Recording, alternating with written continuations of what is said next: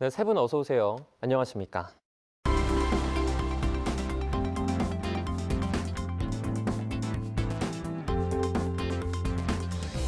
뉴스 리뷰 Y 시작해 보겠습니다. 먼저 조수진 시청자 평가원이 가져오신 오늘의 주제부터 듣고 오시죠. 최근 10대 청소년들의 범죄 보도가 이어지면서 우려의 목소리가 높습니다.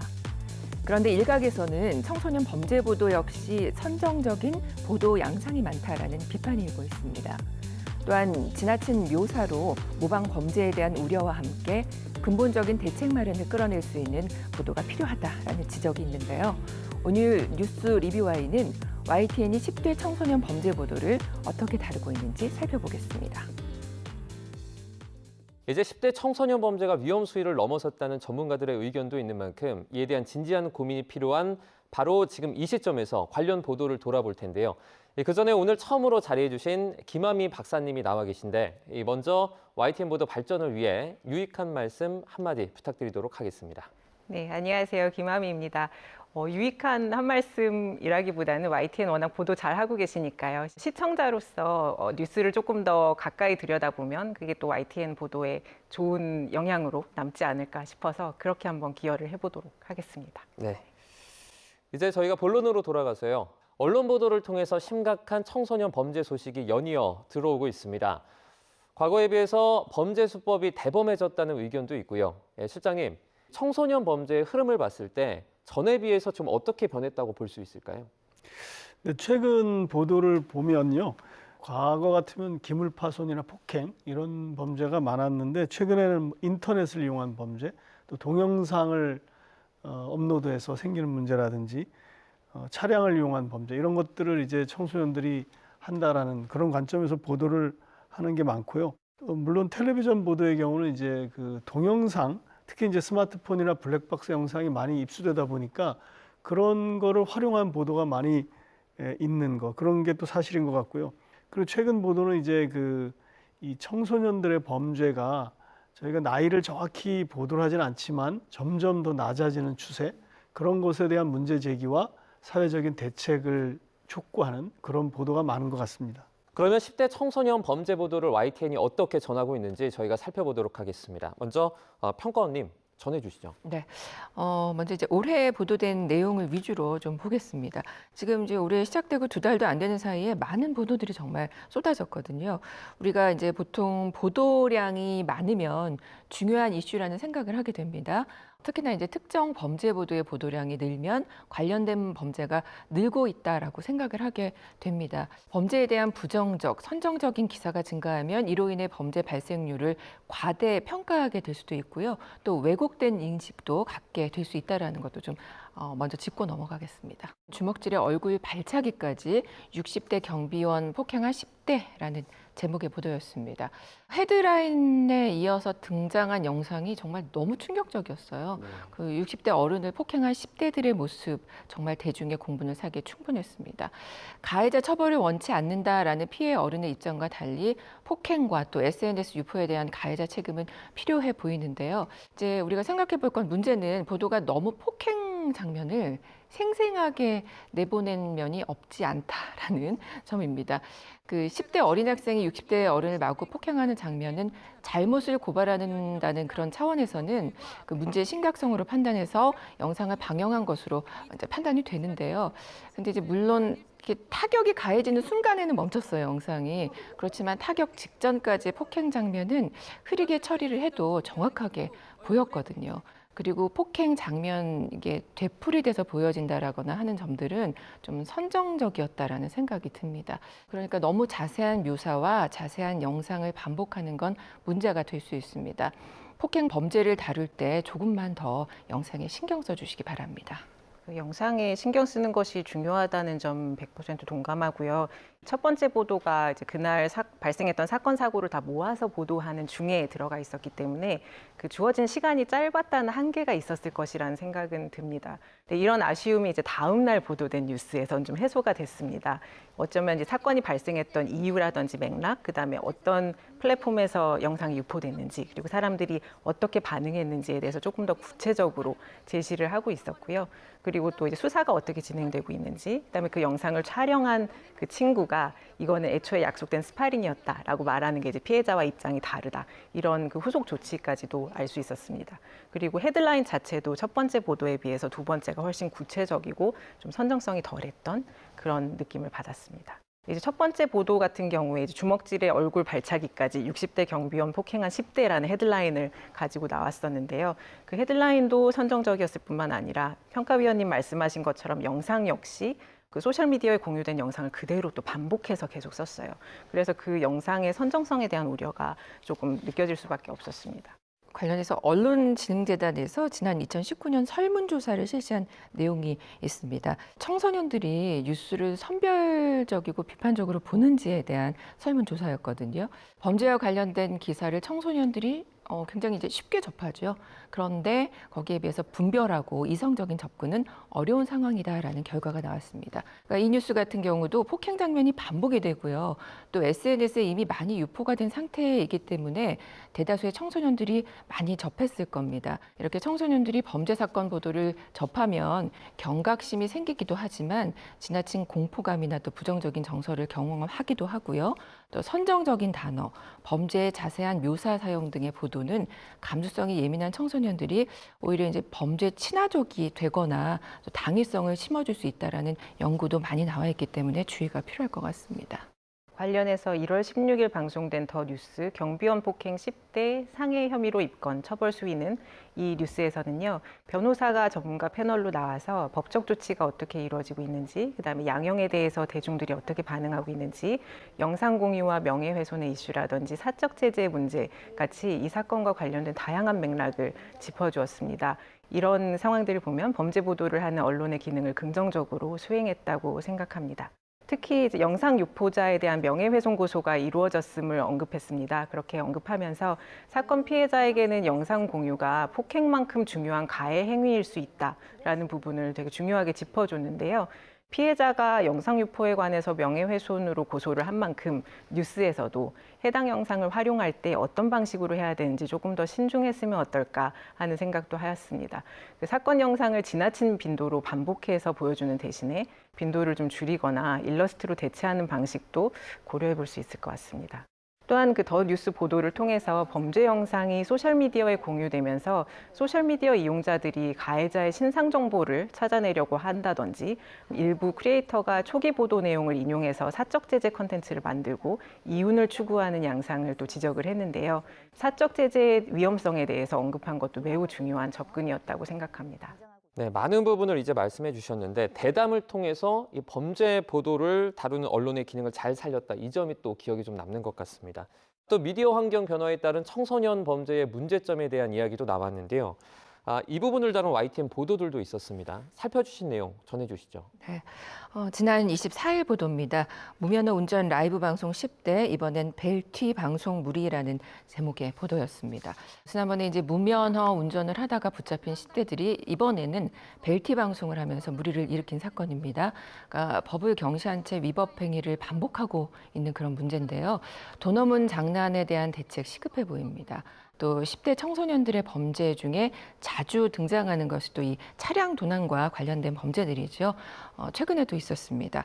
지난 14일 제보는 Y, 10대들이 훔쳐간 차 수리비 700, 보상 방법은 소송뿐이라는 제목의 보도입니다. 고3 학생들이 승용차를 훔쳐 달아나서 한 달가량이나 몰고 다니면서 차량을 파손했는데요. 정작 승용차 소유주는 보상받기 쉽지 않다라는 그런 내용을 전합니다.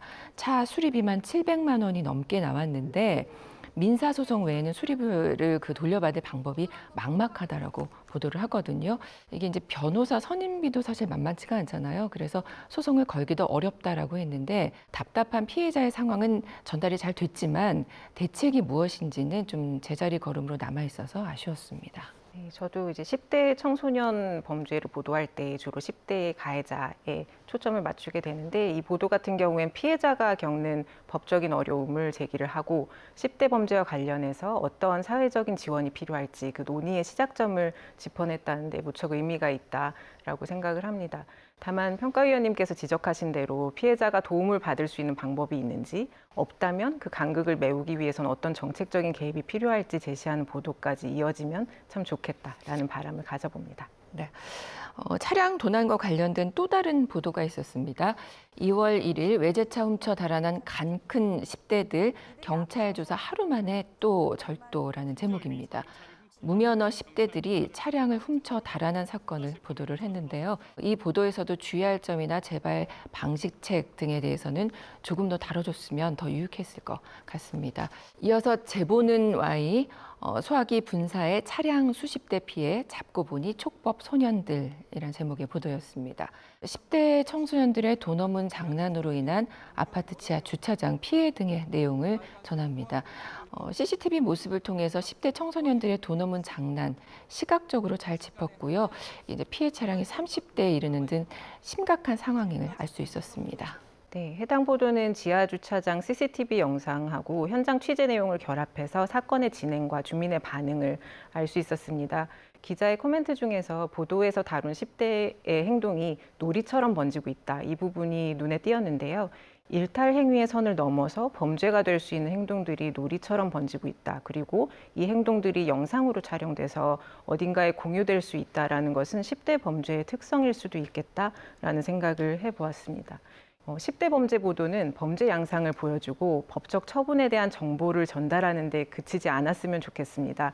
그보다는 10대 범죄가 가진 특수성이라든지 10대 범죄가 피의자로 쉽게 전환될 수 있는, 가담할 수 있는 그런 사회문화적인 맥락을 함께 취재해서 다루어 주시면 좋겠습니다. 그렇게 하다 보면 우리 사회가 10대 범죄에 어떻게 접근해야 되는지, 그리고 범죄 예방을 위해서는 어떤 사회적 노력이 가능한지 공론이 열릴 수 있을 거라고 생각을 하고요. 그것이 언론의 중요한 기능이 아닐까라고 생각을 해봅니다. 더불어 10대가 피의자인 범죄를 보도할 때 피의자의 인격권 침해 위험도 항상 살펴야 된다는 말을 좀 덧붙이고 싶습니다. 조심스럽긴 하지만 그런 부분들을 좀 신경을 더 써주셨으면 좋겠고요. 한국기자협회 인권보도 준칙이 있습니다. 이 준칙에서는 언론이 어린이와 청소년의 안전에 미칠 영향에 대해서 세심하게 배려해야 된다라고 제시를 하고 있고요. 해외에서도 영국 오프콤 같은 경우에는 18세 미만의 미성년이 범죄 피의자인 사건을 보도할 때 그들을 식별할 수 있는 단서를 제공하고 있지 않은지 주의하도록 권고하고 있습니다. 지금 저희가 뉴스를 이용하는 환경은 어떤 사건을 언론 보도로만 접하기보다는 해당 보도 내용에 대해서 정보가 댓글이라든지 소셜미디어를 통해서 많이 공유가 되고 있잖아요. 그리고 여러 이제 영상이나 그 댓글의 정보들을 결합해서 범죄 관련된 사람들의 신상 정보를 드러내고 어쩔 때는 사적 제재까지도 이어지기도 합니다. 이런 환경 안에서 사실 뉴스를 보는 이용자들이 뉴스와 정보에 신중하게 접근하고 다른 사람들의 그 개인정보를 노출시키지 않는 태도를 가지는 것도 매우 중요하지만요. 정보와 뉴스를 제공하는 언론에서도 의도치 않은 피해 상황이 발생하지 않도록 세심히 살펴주시기를 바랍니다. 10대 범죄 소식이 전해지면요. 이어서 촉법소년 적용 나이를 두고도 항상 이야기가 나오는데요. 이 부분도 YTN에서 다루지 않았습니까? 네, 맞습니다. 이런 문제들이 계속되다 보니까 그 촉법 소년 적용 나이를 낮추는 것에 대한 문제 제기는 우리 사회에서 계속되고 있고요. 말씀하신 것처럼 끊이지 않는 촉법 소년 논란, 교화 시설부터 제대로 갖춰야라는 제목입니다. 청소년들의 중범죄가 늘어가는 가운데 촉법 소년 적용 나이를 낮추는 것에 대한 찬반 양쪽 의견을 골고루 잘 전했습니다. 시청자들에게 생각해 볼 만한 기회를 제공해서 의미 있는 보도였다라는 생각이 듭니다. 촉법 소년을 보호해주는 법 때문에 중학생들이 많이 그걸 믿고 옳지 않은 행동을 하는 것 같다라는 의견과 그러나 촉법 소년 처벌만이 능사가 아니라고 지적하면서 전문가들의 의견을 전달하기도 했습니다. 형사 처분 대상을 확대하는 방향은 낙인 찍기밖에 안 된다라는 비판이 있는데요. 이런 가운데 촉법 소년의 범죄 예방을 위한 교육 체계를 갖추고 또 전문적인 교정을 받도록 이끄는 게 우선순위라는 그런 목소리가 커지고 있다라는 내용을 전했습니다. 이처럼 청소년 범죄 보도가 세세한 설명을 넘어서 이제는 다양한 대책 마련을 촉구하는 내용으로 이어져야 하는데요. 보도에서 지적한 대로 조금 더 현실적이고 청소년기에 맞는 대책이 필요해 보입니다. 보도 내용에서도 언급이 됐었는데요. 소년범은 처벌보다는 교화를 목적으로 교육해야 하지만 부정적인 보도로 인해서 사회로부터 부정적인 낙인이 찍히기 쉽고요. 이러한 낙인은 또 소년범이 사회로 복귀해서 적응하고 생활하는 것을 어렵게 합니다. 또다시 범죄를 저지르는 그런 악순환을 야기할 수도 있죠. 그래서 그런 시설조차도 갖춰지지 않은 문제가 이 보도를 통해서 발견이 됩니다. 이런 면에서 이 보도는 중요한 것들을 짚어줬다라고 생각이 됩니다. 10대 범죄 보도는 결국 범죄 보도의 카테고리에 속한 뉴스입니다. 범죄 보도를 전하는 언론의 역할은 막중하다라고 볼 수 있겠는데요. 범죄와 그에 따른 조치에 대한 정보를 전달해서 공공의 안전을 보호해야 하고 또 범죄에 대한 사회적인 경각심을 불러일으켜서 범죄 예방을 돕는 공적 책임까지 잘 수행해 주시기를 부탁드립니다. 이제 범죄 보도에 속한 뉴스라고 하니까 또 다른 느낌으로 다가오고 있는 것 같은데요. 이제 강조를 해주신 것처럼 청소년 피의자 또는 이 피해자 관련한 기사 작성에 있어서 일단 모두의 인권이 고려돼야 하지 않겠습니까? 어떤 보도든 늘 그렇겠지만 사실 특히 이 부분에 있어서 신중한 보도 태도가 많이 중요하겠죠. 네, 그래서 아까 좀 전에 말씀해 주신 것처럼 언론 보도 준칙에도 이 청소년 범죄에 대해서 항목이 있고요. 또 특히 저희 YTN은 이제 기자들 수습 교육 때도 이 청소년 범죄 보도에 대해서는 많은 강조를 하고 있습니다. 그러니까 청소년의 뭐 이름이나 얼굴을 노출하지 않는 것은 당연하고 학교라든지 가족관계 이런 것이 노출되지 않도록 주의하라라는 것을 굉장히 여러 차례 교육을 받고 있습니다. 다만 저희가 이렇게 이제 철저하게 규칙을 가지고 이제 훈련을 통해서 하고 있지만 이 시간에 쫓기다 보면 어떤 그 조금 더 노출이 심해졌다거나 그런 경우도 있을 수가 있는데 저희가 이제 현장에서 현업에서 일하는 분들, 영상 편집하시는 분들을 제가 옆에서 이렇게 보면은 굉장히 예민하게 이걸 주목하고 주의하고 있고요. 그리고 이제 과거의 그 심의 사례를 많이 참고합니다. 그래서 외부 심의 기구가 지적했던 과거의 영상의 오남용 사례를 저희가 사례를 가지고 10년 차 이상 된 그 영상 편집 전문가들이 검사를 하죠. 그리고 이제 그거 데스크를 거쳐서 방송하고 그런 시스템이 잘 돼 있긴 한데 이제 가끔가다 그렇게 조금 이제 놓치는 경우도 있는 것 같습니다. 네, 더 주의를 해야 될 거라고 생각하고 있습니다. 네. 청소년 관련 범죄 보도에 있어서 규칙과 훈련을 통해서 아무래도 청소년 보호를 우선하고 있다는 설명까지 저희가 들어봤습니다. 그럼 오늘 리뷰 Y 내용 정리해 보겠습니다. 이것만은 꼭 시간인데요. 평가원님부터 오늘의 한 줄 평 부탁드리겠습니다. 10대 청소년 범죄 보도 예방 기능까지 해나가야. 앞에서 이제 저희가 많은 보도를 살펴봤습니다. 그렇다면 앞으로 언론이 할 수 있는 일은 무엇인지도 고민해야 할 텐데요. 앞으로 범죄에 대한 언론 보도는 자극적이고 부정적인 보도 대신 범죄 예방으로서의 기능을 해야 한다라고 생각이 됩니다. 청소년 관련 보도가 실제보다 더 부정적 이미지로 나타난다고 밝힌 그런 논문도 있는데요. 예를 들면 어휘 사용에서 나타나는데요. 무서운 10대, 잔인한 10대 이런 제목부터 부정적인 편견을 조장하기도 한다라고 지적을 합니다. 이런 점들을 보도에 유의해 주셨으면 좋겠고요. 범죄 보도에서 늘 나타나는 선정적인 보도를 탈피해서 오늘 마지막에서 살펴본 보도에서처럼 촉법 소년의 범죄 예방을 위한 여러 문제점들을 잘 짚어서 우리 사회에서 우선 마련되어야 할 점들을 살펴 보도해 주시면 좋겠습니다. 네, 범죄 보도로 이제 어떤 범죄 예방 기능까지 할 수 있다면 정말 언론의 순기능을 10분 다 한다 이렇게 좀 볼 수 있을 것 같습니다. 네, 이번엔 김하미 박사님의 한 줄 평까지 들어보도록 하겠습니다. 10대 범죄 보도 개인 일탈보다 사회 대응책에 주목해야. 범죄 보도는 그 성격상 선정적이기도 하고 주목도가 높기도 합니다. 그중에서도 10대가 범죄 피해자인 사건 보도는 사회윤리를 거스른다는 점에서 공분을 사기도 쉽습니다. 앞에서 소개하였듯이 10대 범죄 건수가 많아지고 있다면 그 이면에 어떤 맥락이 있는지도 깊이 있게 살펴야 할 때라고 생각합니다. 10대가 범죄에 가담하기 용이해진 맥락은 무엇일지, 이를 예방하려면 어떤 사회적인 지원이 있어야 할지, 10대가 저지른 개별 범죄에 주목하기보다는 함께 이 문제를 해결할 수 있는 사회적 공론장 형성에 기여하는 보도를 기대합니다. 네, 사회적 차원의 어떤 대응책 마련에 집중을 하는 것이 구조적인 문제 해결에 다가서는 좀 지름길이 아닐까 생각을 해보는 대목입니다. 네, 오늘 뉴스 리뷰 Y 순서는 여기서 마치도록 하겠습니다. 세 분 오늘 말씀 잘 들었습니다. 고맙습니다.